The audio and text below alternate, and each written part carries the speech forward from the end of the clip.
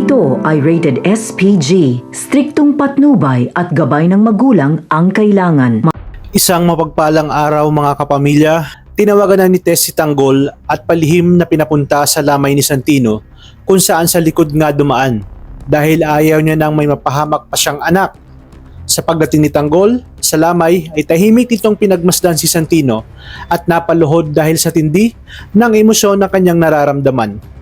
Sinisi niya ang kanyang sarili dahil kasalanan niya daw ang lahat. Kung naging mas maingat daw siya at nagawa niyang iligtas ang kapatid niya, ay sana'y buhay pa nga itong si Santino. Niyakap niya ang kabaong at paulit-ulit na humihingi ng tawad.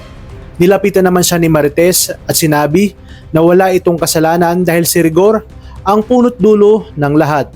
Ang galit, puot at kasamaan ni Rigor ang tunay na pumatay kay Santino. Habang nasa kalagitnaan ng lamay ay bigla ngang dumating si Rigor kasama ang ilang kapulisan. Galit na galit siyang sumigaw at hinahanap si Tanggol.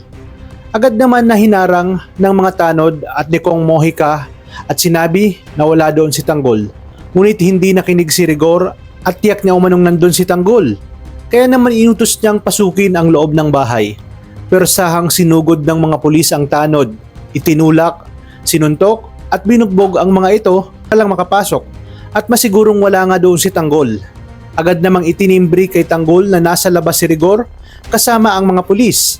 Kaya sa isang iglap ay dumilim ang kanyang paningin at desidido siyang harapin ang demonyong si Rigor upang makapaghiganti sa nangyari kay Santino. Ngunit mabilis siyang pinigilan ng kanyang mga kasama at pinaalala na delikado ang sitwasyon at maraming inosente ang maaring madamay. Kahit nga pinigilan siya ay nagpupumiglas pa rin siya sa galit at ayaw niyang palampasin ang pagkakataong ito.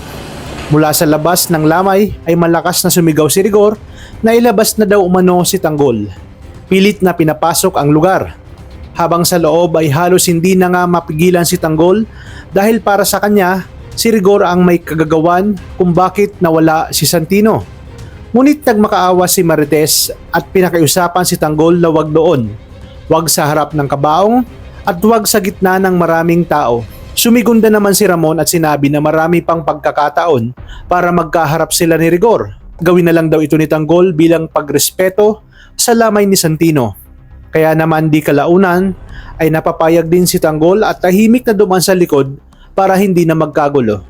Ngunit nagbitaw siya ng pangako sa kanyang inang si Marites na sa muli nilang pagkikita ni Rigor ay sisiguraduhin niyang tatapusin niya na ito. Talagang kapanapanabik ang mga susunod na tagpo sa teleseryeng ito.